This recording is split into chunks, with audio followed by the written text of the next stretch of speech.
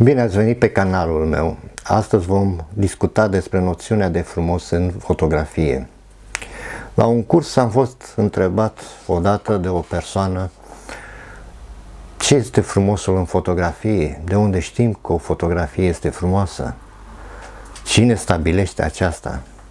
Bineînțeles că acea persoană sugerea că frumusețea în fotografie este ceva de ordin subiectiv. Din punctul ei de vedere, la acel moment avea dreptate.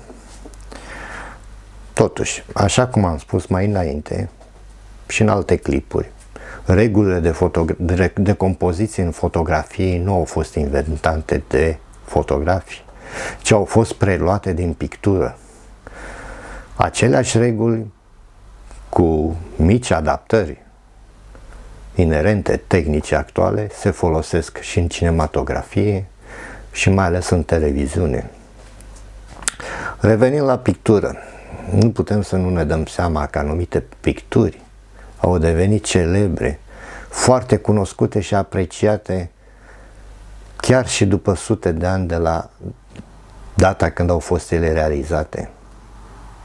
Ne-am întrebat vreodată, de ce este așa? Care este adevăratul motiv ca un tablou să fie apreciat? Sau ce l-a făcut diferit față de celelalte? Și întrebările pot continua. Bineînțeles că pictori celebri ai antichității au analizat anumite reguli de compoziție. Ei au căutat să echilibreze un cadru, un tablou, atât din punct de vedere cromatic, cât și amplasării personajelor. Au studiat cum poate cădea lumina și în ce fel, tocmai pentru a evidenția trăiri și concepte. Toate s-au făcut prin analiza unor proporții, nu au fost preluate de la alții, au fost niște principii care s-au propagat din antichitate. Dar totul se dorea a fi perfect, aproape de ideea de divin, de frumusețe divină. Spunem divin fiindcă vom vedea că anumite reguli, anumite proporții care au fost descoperite de oameni în pictură, în primul rând, se regăsesc peste tot în natură. Este lesne de înțeles că o plantă nu a studiat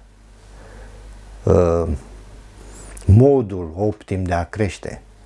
O albină, în scurta ei viață, nu a studiat și nu a ajuns la concluzia că forma hexagonală este cea perfectă pentru a-și crea un stup. Deci vom întâlni în natură fel de exemple, unele uluitoare și incredibile la prima vedere. Dar să trecem la subiect.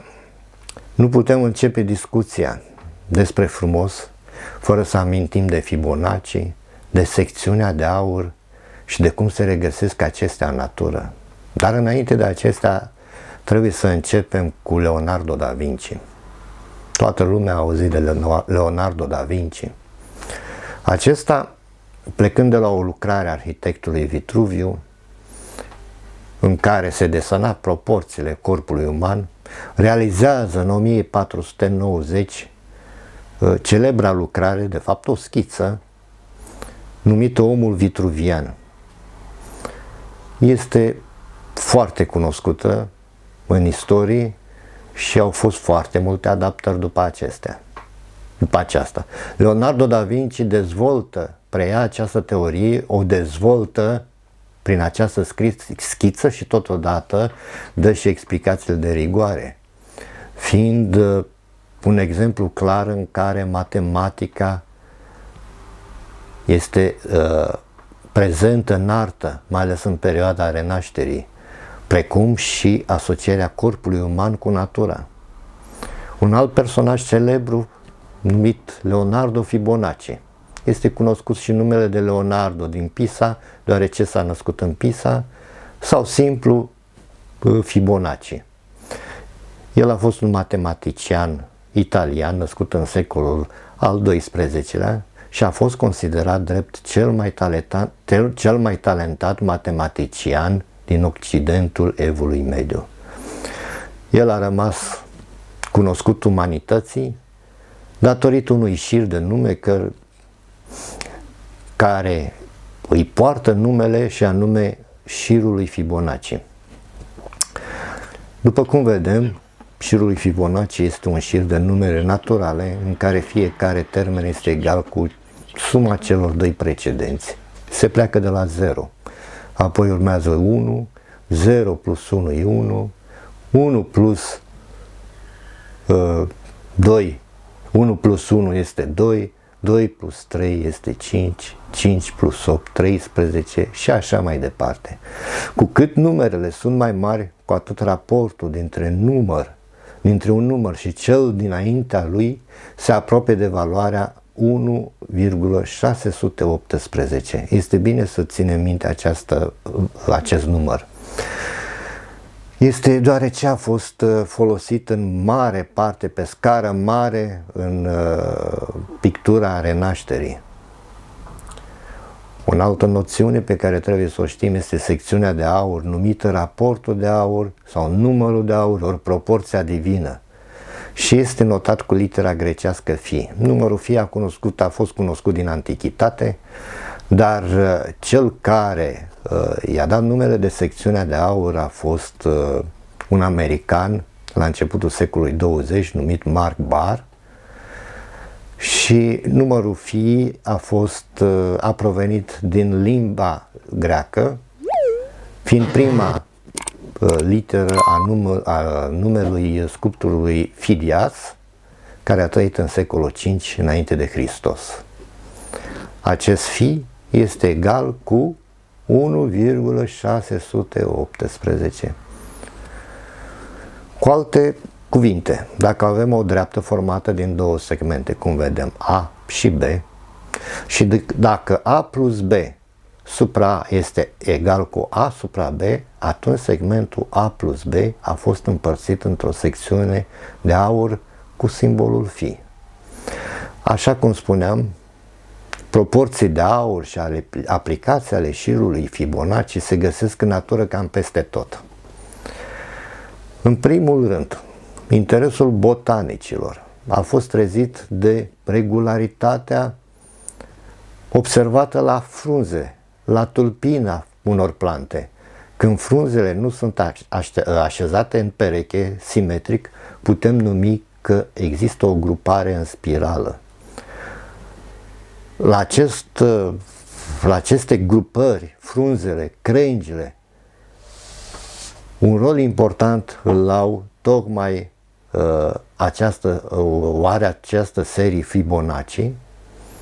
Dacă plecăm de la rădăcină, îi dăm numărul 0, apoi 1 și apoi 2 și 3 și așa mai departe, și acele ramificații se urmează aproape la identic cu șirul lui Fibonacci.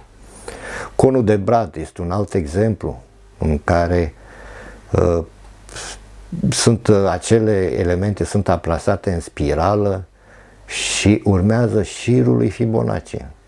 Baza secțiunii ADN-ului, la fel ca și corpul uman în sine, dacă privim secvența transversală a ADN-ului, atunci putem observa că dubla spirală a ADN-ului, format din două pentagoane, unul rotit cu 36 de grade față de celălalt, astfel încât fiecare spirală dublă va alcătui un pentagon. Diagonala pentagonului și proporțiile sale laterale echivalează cu numărul Fi. Așa, vedem că cel mai mic element din natură, să spunem ADN-ul, este construit cu ajutorul Fi și al secțiunii de aur. În natură întâlnim șirul lui Fibonacci la cochilia de melc. Poate este cel mai grăitor exemplu. ordonarea semințelor de pe floarea soarelui. La fel urmează un soi de spirală. Ramificația copacilor corespunde de asemenea raporturilor din șir. Galaxiile, acele spirale, sfidează principiile fizicii newtoniene, dar respectă cu sfințenie modelul lui Fibonacci. La fel și forma sistemului nostru solar, și nu numai al nostru de fapt. Uraganele, forma acestora, acea formă în spirală, sunt geometric, sunt reprezentate tot pe baza acestui șir. Dinamica productive a albinelor sau tacticile de luptă ale animalelor reproduc cu sfințenie șirul lui Fibonacci. Nu se poate vorbi despre o rată a creșterilor iepurilor, care la fel urmează șirul lui Fibonacci. Se vorbește de rata de creștere a populației la nivel global, că ar urma același principiu. Așadar, ideea de frumos în artă, deci și în fotografie, pe lângă faptul că este ceva subiectiv, pe lângă aspectul subiectiv, trebuie să recunoaștem că aceasta se regăsește de la nivelul structurii ADN-ului până la dimensiunea cosmosului. Totul s-a dezvoltat pe bună dreptate în jurul acestei proporții de aur sau divine. Așa cum spuneam, nu cred că în univers și în toată dezvoltarea și toate aceste proporții nu există influența divină. De aceea consider că pictorii nu au descoperit ei aceste proporții, nu le-au,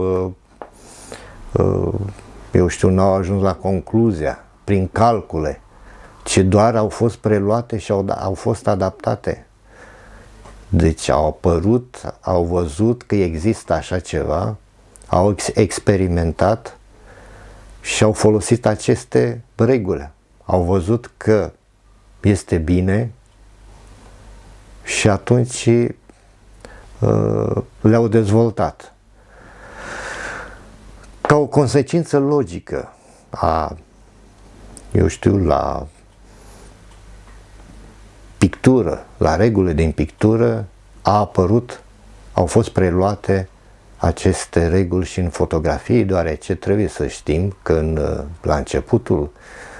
la sfârșitul secolului XIX, fotografii au provenit din pictori.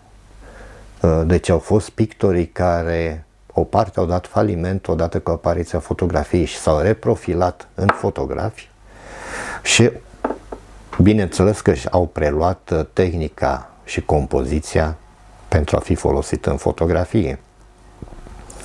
Tehnica a avansat și aceste reguli au fost preluate în cinematografie și mai târziu în televiziune, după cum știm. Sper că ați înțeles că noțiunea de frumos totuși are o influență divină și mai puțin subiectivă. Vă aștept în continuare să ne revedem în alte clipuri. Pentru a fi la curent cu acesta, puteți să vă abonați la canalul meu. Până atunci vă spun la revedere și mult succes în continuare!